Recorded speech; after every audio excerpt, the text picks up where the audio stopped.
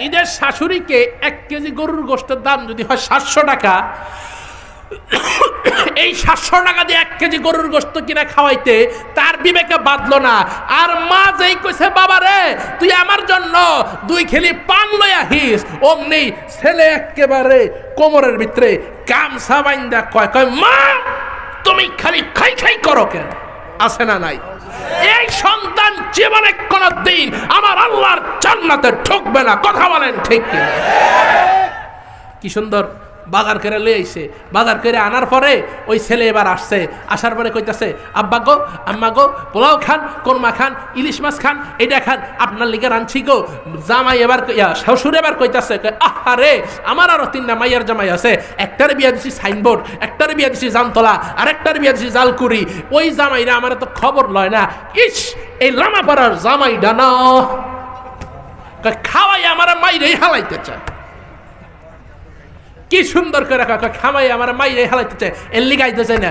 এই কথা শুন না জামাই এবার কয় এই ভিতর থেকে গোস্তের পাইলা নাই না তোর বাপের থালের মধ্যে ঢাইলা দে। আর ওই দূর থেকে মা দুঃখিনী জানালার ফাঁক দিয়ে পর্দার ফাঁক দিয়ে তাকায় তাকায় দেখে তামাশা সন্তানের কি। আমার ভাইরা আমার বন্ধু ওই জনম দুঃখিনী মা গো বালিশের সাথে মাথা লাগাইয়া কান্না করে। স্বামী ডাক দিয়া কই বিবি রে কেন কান্না করো গো? ওই মহিলা তখন ডেকে বলে স্বামী গো আমি আমার সন্তানের কাণ্ড দেখিয়া আমি আমার চোখের পানি ধরে রাখতে পারি না। ও স্বামী গো এইটাই কি আমার সেই সন্তান গো স্বামী, যেই সন্তানের আমি গর্ভের মধ্যে ধারণ করলাম, যেই সন্তানের লাথি গুতা আমি আমার পেটের মধ্যে রাইকে খাইলাম, যেই সন্তানের প্রসব করার সময় আমার জান বাহির হইয়া যায় গো স্বামী গো, এইটাই কি আমার ওই সন্তান গো স্বামী, যেই সন্তান আমার ছোটবেলা রাতের পর রাত আমারে ঘুমাইতে দেয় নাই, 1 ঘন্টা ঠিক মতো ঘুমামো আমারে কিন্তু ঘুমাইতে দেয় নাই। ও স্বামী গো এইটাই কি ওই সন্তান ঘরে স্বামী, যেই সন্তান আমি আমার সন্তানের ডান দিকে শোয়াইছি, আমার সন্তান ডান দিকে প্রস্রাব কইরা দিছে, আমি আবার আইনা বাম দিকে শোয়াইছি। ও স্বামী গো এইটাই কি ওই সন্তান, যেই সন্তানটারে আমি শেষ পর্যন্ত কোথাও কোনো জায়গা না পাইয়া আমি আমার শুকনো জায়গার মধ্যে তারে শোয়াইছি। আজকে শ্বশুর খাওয়াইলো, শাশুড়ি খাওয়াইলো গো, আজকে নিজে খাইলো, নিজের বউ পোলাপান খাওয়াইলো, একটা বারের জন্যে আমি মায়ের খবর নিল না। আমার ভাইরা আল্লাহ রসুল যে বলেছেন রেজর রাব্বি ফি রিজল ওয়ালিদাইন, মা বাবার সন্তুষ্টি আল্লাহর সন্তুষ্টি। আমার ভাইরা পীর সাহেবের দোয়া কবুল হতেও পারে নাও হতে পারে, আলেমের দোয়া কবুল হতেও পারে নাও হতে পারে, বক্তার দোয়া কবুল হতেও পারে নাও হতে পারে, কিন্তু মা যদি আপনার জন্য দোয়া করে সাথে সাথে আরশের মালিক আমার আল্লাহ কবুল করে। কথা বলেন ঠিক কিনা? আমার ভাইরা খারাপ লাগতেছে আপনাদের? হ্যাঁ জানি একটু খারাপ লাগতেছে, গরম লাগতেছে, আপনারা তো বৈশা আছেন, দম তো আমার বাইরেই আছে। হুজুরে ওয়াদা দিছে হুজুর আপনার যতক্ষণ লাগুক আপনার আগ পর্যন্ত আপনার এই সাগরের ধৈর্য রাখবো ইনশাল্লাহ। অন্তত ফার্স্টে ছাইড়ে দিতে তো নাম কাটা, এর লিগা যত কষ্টই হোক আমার টাইনা নিতে হবে। আমার ভাইরা আপনারা ডক্টর মিজানুর রহমান আজহারিকে চিনেন? হ্যাঁ চিনেন? এই মিজানুর রহমান আজহারি একটা মেসাল দিয়েছিলেন যে মা বাবার দোয়া কেমনে কবুল হয়। আমরা অনেকে মনে করি যে মা আমার জন্য দোয়া করছে এটা কবুল হইব, এটা নেক দোয়া, কিন্তু মা বাবার বদ দোয়া মনে হয় কবুল হইব না। আচ্ছা একটা চাকু, গরু জবাই করার ছুরি দেখছেন না আপনারা? একটা চাকুকে আপনি মাটির মধ্যে গাইরা একটা তরমুজকে যদি উপর দিয়ে এমনি ফালাইয়া টান দেন, কাটবো না? কথা কয় না? আমি কিন্তু আগেই কইছি যেটি কথা কইব না বুঝবো এটি বউয়ের কামাই খাওয়াই না। আল্লাহু আকবার বলেন, আর জোরে নারে তাকবীর, নারে তাকবীর। আমার ভাইরা আর এই তরমুজটাকে যদি সুন্দর মতো রেখে আল্লাহু আকবার বলে পোজ দেন, কাটবো কিনা? হ্যাঁ মিজান আজহারি এইটাই বুঝাইছেন। আল্লাহ রাসূলের হাদিস অনুযায়ী মায়ের দোয়াটাও যেমন আমার আল্লাহ কবুল করেন, মায়ের বদদোয়াও কিন্তু আমার আল্লাহ কবুল করেন। কথা বলেন ঠিক কিনা? আমার ভাইয়েরা, মায়ের দোয়ার বদৌলতে গরিবের সন্তানকে দামি বানায় দেন কে? মায়ের দোয়ার বদৌলতে গরিবের সন্তান হেলিকপ্টারে ঘোরে। অদাগন ঠিক কিনা? আমার ভাইয়েরা, ওর 14 গোষ্ঠী বিক্রি করলেও হেলিকপ্টারের দাম হবে না, কিন্তু মা দোয়া করছে, মায়ের দোয়ার বদৌলতে সন্তান আজকে সারা বিশ্বের মধ্যে চমকে গেছে। কথা বলেন ঠিক কিনা? এজন্য মায়ের থেকে দোয়া নেন, মায়ের থেকে বদদোয়া নিয়েন না।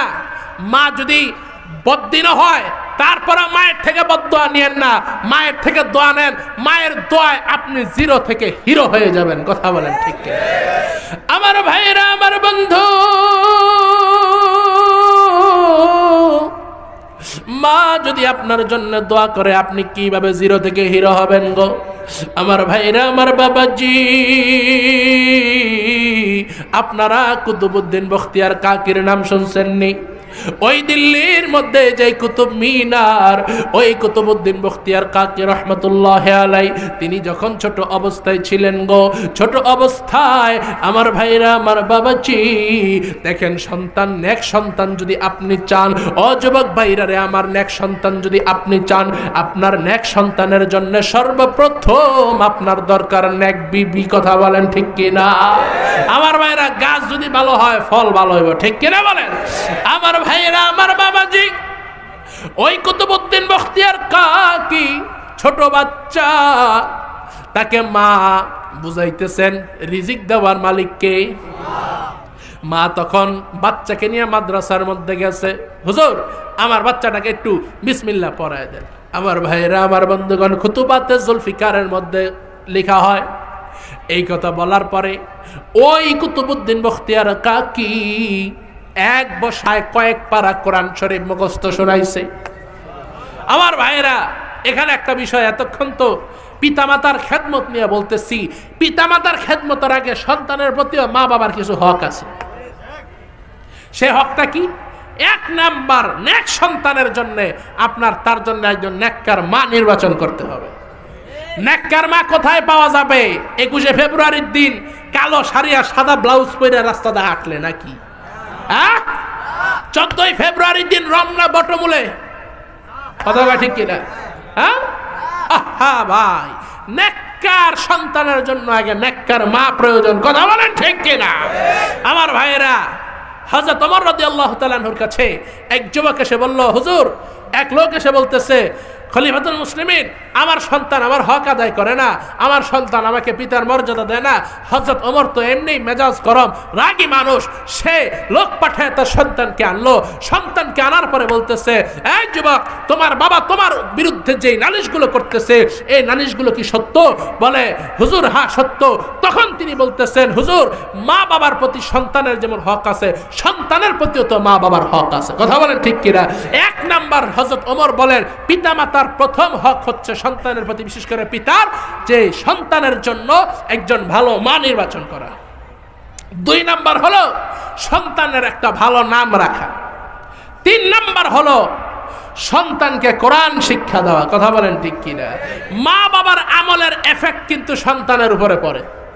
কিভাবে বলি?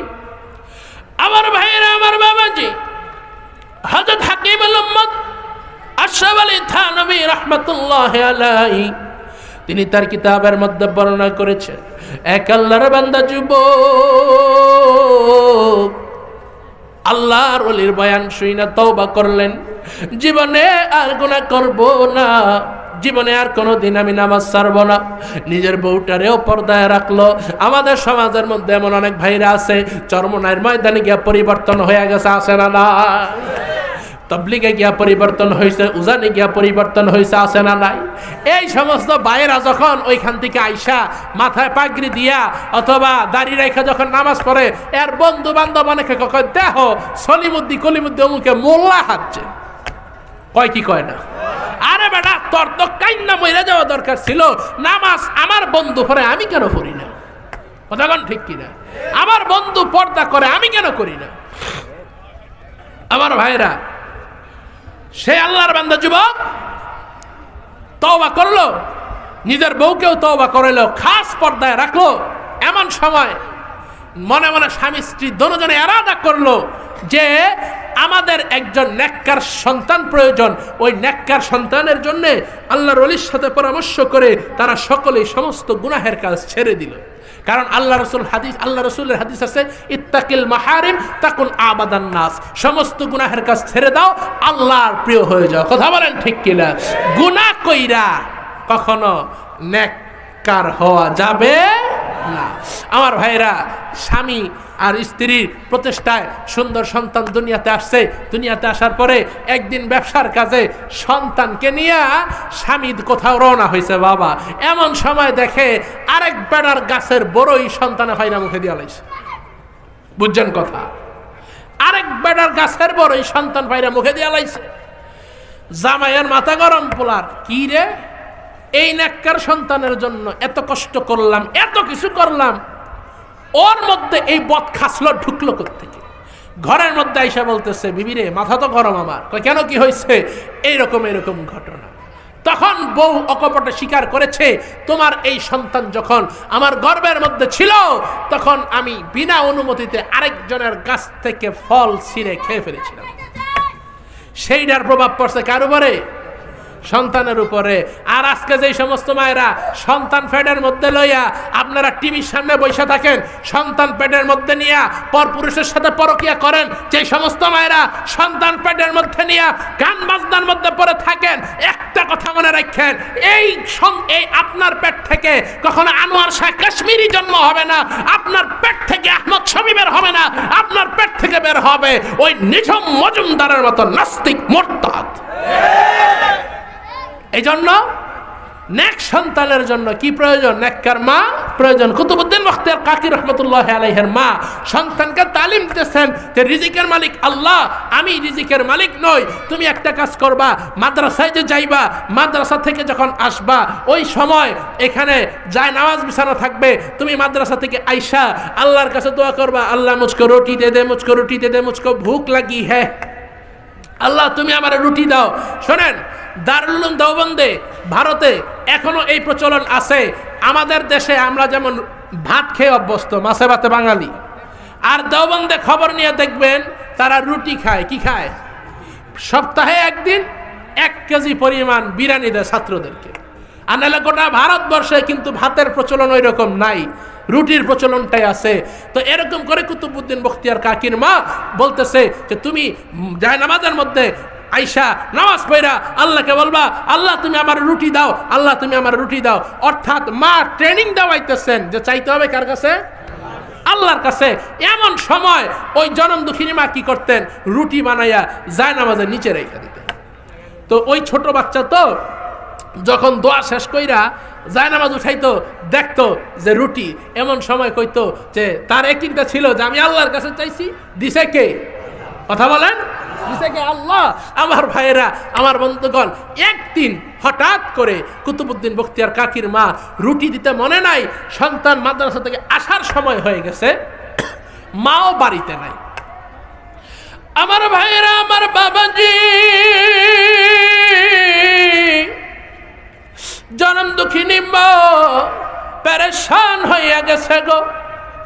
এখন যদি আমার সন্তান যাইয়া ওই জায়গার মধ্যে যদি এখন রুটিটা না পায়, আমার প্রতি বিশ্বাস নষ্ট হয়ে যাবে গো। না জানি আমার আল্লাহর সাথে নাকি সম্পর্ক নষ্ট হইয়া যায়।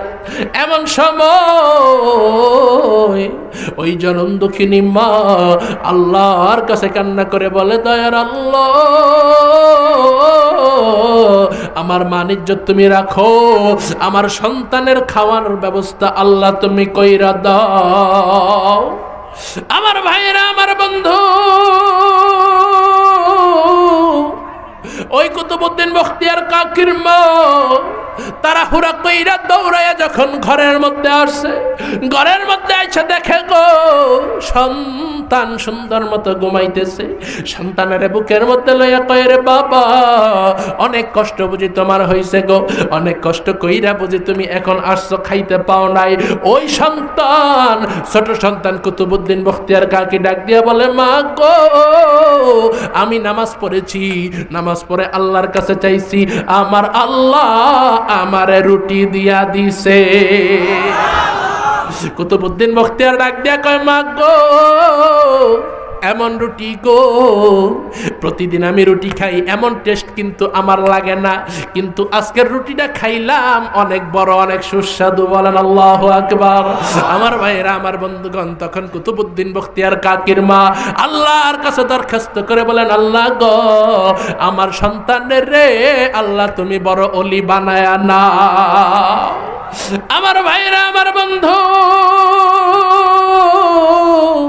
সেই কুতুবউদ্দিন বখতিয়ার কাকি কত বড় আলেম ছিলেন গো, কত বড় আল্লাহওয়ালা বুজুর্গ ছিলেন, যার লক্ষ লক্ষ মুরিদ ছিল, কিন্তু ওলামায়ে কেরাম সেই কুতুবউদ্দিন বখতিয়ার কাকি এমন বড় আল্লাহর ওলি ছিলেন, মায়ের দোয়ার বদৌলতে যিনি এত বড় হয়ে গেলেন।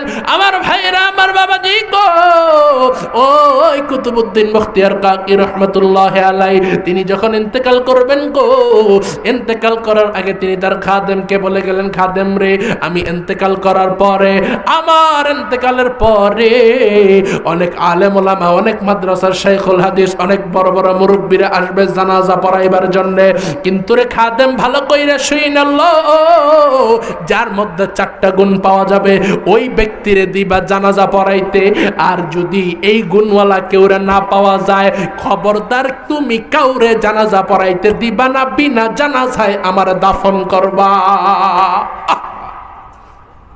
আমার ভাইরা, আমার বাবাজি, হঠাৎ করিয়া কুতুবউদ্দিন বখতিয়ার কাকি রহমতুল্লাহি আলাইহি যখন দুনিয়া থেকে বিদায় হয়ে গেলেন গো, এমন সময় হঠাৎ কইরা যখন জানাজা প্রস্তুত হয়ে গেছে, আমার ভাইরা, আমার বাবাজি, আমি কুতুবউদ্দিন বখতিয়ার কাকির জানাজা কিন্তু দেখি নাই, কিন্তু তার রুহানি কিছু সন্তানদের জানাজা দেখেছি। শেখুল ইসলাম আল্লামা শাহ আহমদ শফির জানাজা আমি দেখেছি, আল্লামা জুনায়েদ বাবুনগরী রহমতুল্লাহি আলাইহির জানাজা আমি দেখেছি, হাফেজ জুবায়ের আহমদ আনসারী রহমতুল্লাহি আলাইহির জানাজা আমি দেখেছি, চরমনায়ের পুরান মুজাহিদ যারা আছেন শাইখ মরহুম শাইখ রহমতুল্লাহি আলাইহির জানাজাও কিন্তু অনেকে দেখছেন, কথা বলেন ঠিক কিনা? মুফতি আমিনের জানাজাও আমি দেখেছি। আমার ভাইরা, আমার বাবাজি, লক্ষ লক্ষ লোক জড়ো হয়ে গেছে। এমন সময় খাদেম ডেকে বললেন, ভাই গো খাজা সাহেবের নির্দেশ হয়েছে, কুতুবউদ্দিন বখতিয়ার কাকি রহমতুল্লাহি আলাইহির নির্দেশ হয়েছে, যার মধ্যে 4টা গুণ পাওয়া যাবে গো, এই 4 গুণের অধিকারী যারা হবে গো তারাই জানাজা পড়াইতে পারবে, ওই আল্লাহর বান্দা জানাজা পড়াইতে পারবে। 1 নাম্বার গুণ হইল জীবনে কোনো দিন তাকবীরে উলা ছুটে না। কি ছুটে নাই? তাকবীরে উলা ছুটে নাই, জামাতের ইহতেমাম করেছে। 2 নাম্বার হইল আসরের আগে যে 4 রাকাত সুন্নত নামাজ আছে, এই সুন্নত নামাজটাও যে কখনো ছাড়ে নাই। 3 নাম্বার হইল বালেগ হওয়ার পর জীবনে কোনো দিন তাহাজ্জুদ ছোটে নাই। অনেকে কইব হুজুর তাহাজ্জুদ পড়ব দূরের কথা, ওই আসরের আগে সুন্নত পড়ব দূরের কথা, ফরজ নামাজ হইতে পড়ি না। কথা কোন ঠিক কিনা? এখানে অনেক মুসল্লি আছে, অনেক ভাইরা আছে, শরীয়তপুরের ওয়াজ শুনতেছে, খবর লয়ে দেখেন সারা নামাজও পড়ে নাই। রাগ করলেন? আপনি শরীয়তপুরি কেন? আপনি যেই পুরীর ওয়াজে আপনি শোনেন, যত বড় আলেমের ওয়াজে আপনি শোনেন, কিন্তু ভাই নামাজ যদি আপনি না পড়েন ওয়াজ শুনে লাভ হইব?